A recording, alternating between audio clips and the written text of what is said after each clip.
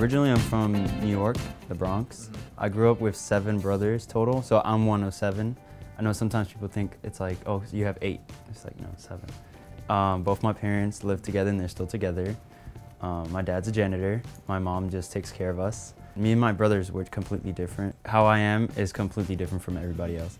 So I think that's pretty cool. I think out there, you're not as sheltered. So like just being here for a couple months, I already can tell the difference. People are nicer, the area is clean. Out there is like, there's rats everywhere, which is not bad, because, well, it is bad, but you get a sense of connection with animals.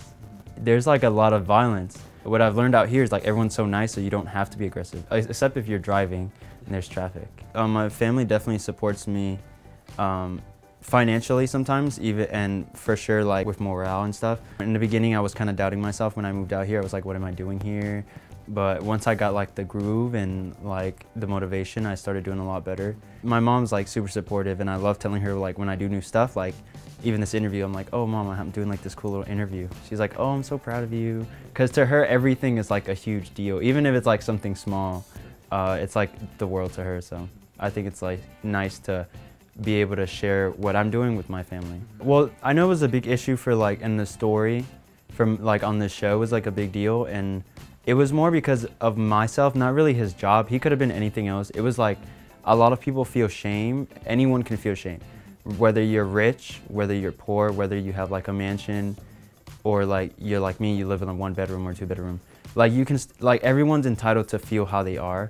And if you feel some way ashamed, because we live in a materialistic world where if you're not wearing designer brand or you don't drive a nice car, like people look at you different, or certain people won't be your friend.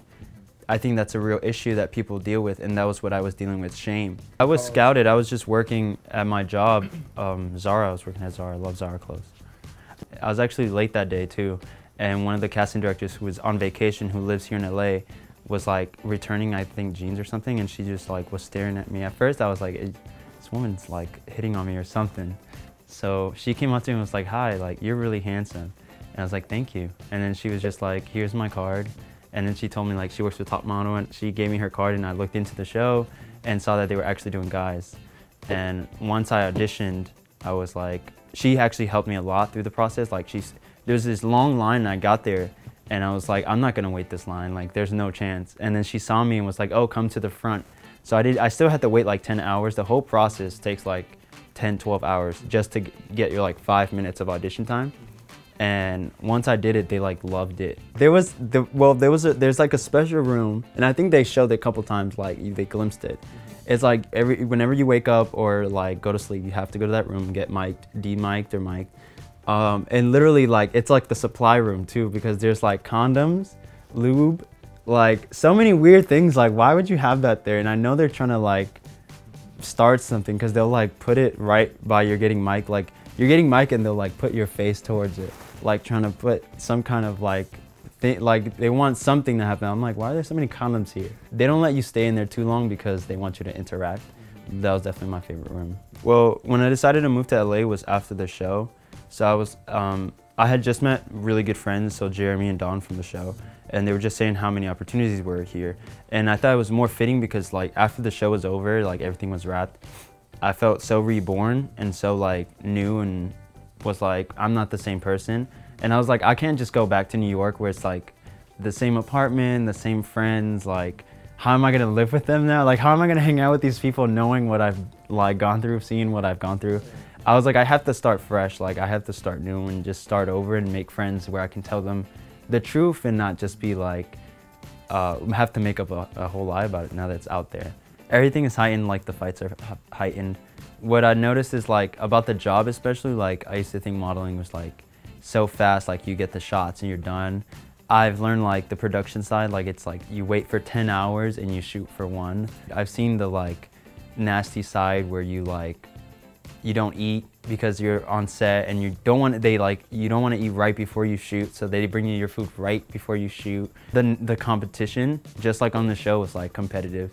Everyone is like your friend, but at the same time, everyone's like very like selfish. Like even some people were like, I'm your friend now, but if it came down to it, like it's between us. I definitely like the experience, and I feel like I've grown myself from just being able to travel also, and just meeting the kind of people I've met, and even just like meeting Tyra Banks like changes your life. So it's like if you ever meet her, you'll see. In the beginning it was kind of funny, but then I just kind of played off on it because I just thought it was so funny because a lot of the girls thought I was being serious. Yeah, I'm not like that girl crazy at all. I just like, cause I knew I was gonna be on TV and I was like, this is gonna be so funny. I know I'm gonna look back and just laugh, but then it turned into this epidemic where everyone thinks I'm like crazy and like my hormones are through the roof, which is not true. There's a hashtag about it and everything. It's like Starvin' Marvin. It just rhymes. I'm not that girl crazy. And then even like in the end, it's just like I get the girl. People make it seem like I had so much trouble. The girls, they don't show the girls flirting. That's why I'm upset. Like it just shows the guys being so flirty. But I'm not anymore. I was with Renee for a bit, but like we're focusing more on our careers. Right now, just shooting for spreads, like and for magazines. I'm going to New York to fly in to shoot for this one magazine called Bella. And then next month I'm working on, I just went to Malaysia to shoot for Guess. Now they're sending us to the Philippines to shoot for Guess. And I just signed with my modeling agency here in LA called 2. They represent like Calvin Klein models like Nautica, Ralph Lauren. So I'm more of a brand guy, so I want to say that I'm a 2 model. A lot of people repeat what they think they want to hear. Like they'll talk about how great of a model they are. They'll talk about how like they want to be top model because they want to change the world. Realistically, you're not going to. Unless, like, I just don't think that America's Next Top Model you don't change. Like, you need to say why you want to do it and be honest about it, no matter how bad it is. Like, just be so honest and real about why you're there.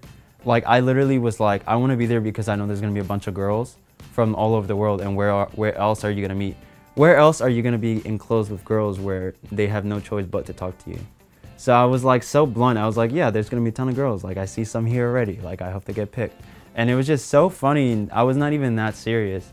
And just like be yourself. If you want to get into modeling realistically, like I would say eat healthy and be in shape. A lot of people don't, like as bad as it sounds, like you have to be in shape. So go to the gym. Like the gym has to be your best friend because like you will lose jobs whether or not your body is fit. And people think like you can take good pictures, but you have to be physically ready for the job, and also be able to like wait and have patience, and then also shoot. Like people are always waiting for someone to contact them. Like pick up a camera. If you don't like make friends that shoot, like have your own projects. Like don't just wait on other people to do your own bidding. Like, and then a lot of people are just like, I want to be a model. How do I go about it? There's a ton of open calls that agencies have all the time. And you have to go out there and put yourself out there, not just be afraid and ask. Like this is my thing, like a lot of people ask like, oh, how did you get started? Like, what do you have to do? If you have to ask that, I don't think you want it enough because you shouldn't have to ask what it takes. You have to go out there and be that interested to find out yourself. You can follow me on Twitter and Instagram at Marvin Cortes 1. If you like tweet me or like tag me a lot, I might follow you back. Depends on how many selfies you take. So if I don't follow you, it's because you take a lot of selfies.